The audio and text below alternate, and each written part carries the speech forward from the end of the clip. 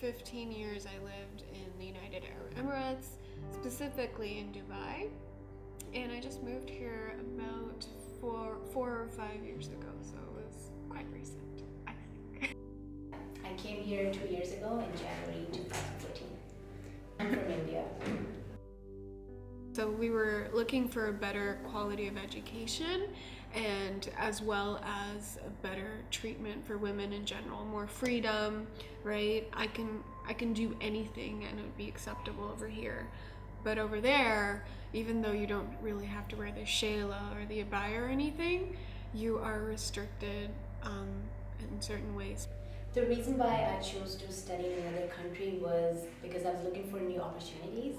And India is a diverse country. It has a great educational system, but in terms of employment opportunities and women's security, that's where it lacks. So I kind of wanted to go to a place where I feel more secure, professionally and also personally. We decided on Canada, which Canada is actually politically safe, politically sound. There are freedoms for everybody, well, equal freedoms. And it's just, I think it was just a very ideal place for us to move to. I chose Canada over any other possible countries was because Canada is such a diverse country and it's multicultural. It has a safe environment, politically stable, and also you have more chances of working here after you study as well. So that's the best thing that I like about Canada. I knew it was multicultural for sure, so I was kind of expecting that, but at the same time you also feel like, what if the people don't really accept you for who you are, like you belong to some other country? The first month was, a struggle.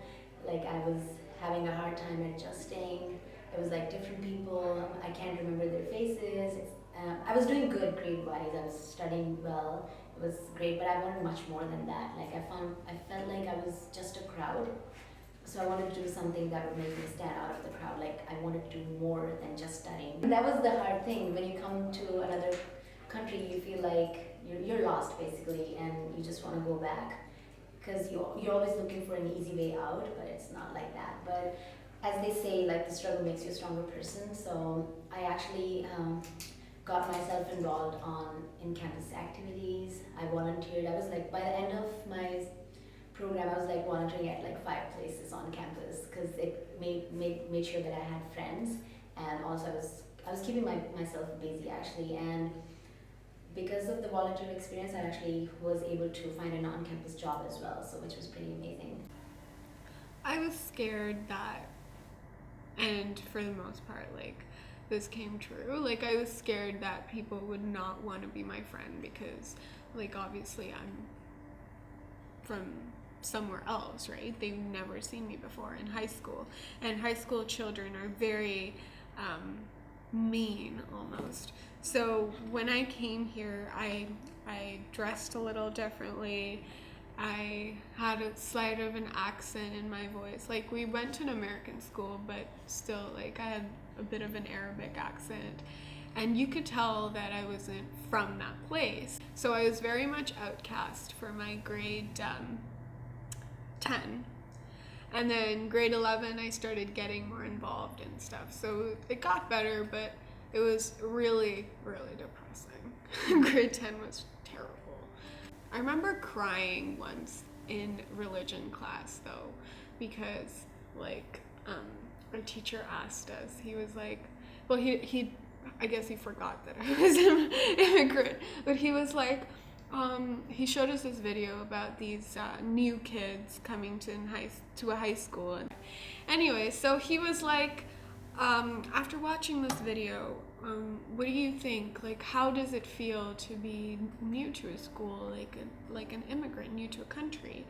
And everyone was like, yeah, it's cool because you get to make new friends and like it's all fun and games. And I was just sitting there like, no, you know. And this was my 9th grade, my 10th grade. So then I raised my hand and he was like, yeah, tell me. And I was like, well, actually, I'm an immigrant. I just got here a few months ago, guys. And I was like, yeah, you must be having so much fun. And I was like, no. You know what? And this is when I started crying. I was like, you know what? I came here thinking the same thing, that if anyone came new to my school, I would totally chat them up and like talk to them. But you guys, like, I haven't had a single person approach me for no reason just to talk to me. And it's just been horrible. You have been the worst people to go to school with, right? I actually said that, and I was crying at that point, and I was like, you don't know how lonely it is to sit and have lunch by yourself when you know that nobody wants to speak to you just because they haven't known you for years. And everybody like was half crying. It was so depressing. And then they stood up and like clapped, like applauded me, and it was just like, I felt embarrassed, but I felt a little better for letting that out. And it got better because that's also how I became more popular in grade 11, because people were actually making the effort to talk to me and like go like, oh, I heard you're so-and-so's friend now. It's like, I can be your friend too, kind of thing. So that really spread, and by my final year, I had too many friends and I wasn't focusing on school. But it was cool because I came back another year and I fixed that all up. So I think what helped is being an extroverted person. Even though I wasn't confident right away, I was always extroverted. So it helped me get out there and take a chance almost.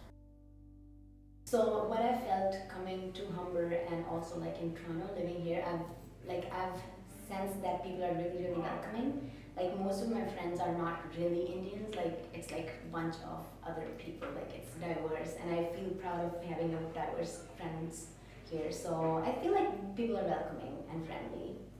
It's actually my plan to actually stay here and live here because it's been 2 years now, and I've found such amazing friends, and my plan is to like invite my family here as well and let them see how great Canada is. So yeah. Overall, my experience has been positive. There has been no negativity. I am such a positive person. I'm surrounded by amazing friends, amazing people that I've worked with, and I've only been inspired by this whole experience. I have one younger brother. He is very much Canadian now because when we moved, because he's 5 years younger than me. So if we moved when I was 15, he would have been 9 or 10, right? So I don't think he really remembers as much of the Middle East as I do. For me, it's still kind of, with all its flaws, right? It's still kind of home to me. When I came here, although there was like trouble in high school and all of that stuff, the truth is even the high school kids, they didn't mean to be that way, right? They were accepting, inherently accepting because of the culture. They just didn't know how I was feeling, because the way I was feeling was they have no reason to be my friend. So emotionally, later on, when I realized that this is a place where you're meant, like where they will try in so many ways for you to fit in, when I realized that there are open arms over there, it's just so much easier to come in and to become to become Canadian, I would say. Today you consider yourself Canadian already, or? I would say I don't, but I do at the same time consider myself a part of the family, if that makes sense, of the community. Yeah, I think I still have a feeling and a connection that the United Arab Emirates is my home, right? That's where I'm from. But at the same time, I wouldn't want to go back there because that's my past and that's my limited freedom. Here, I can be, as a Canadian, I can be freer and I can be a part of a bigger community, right? So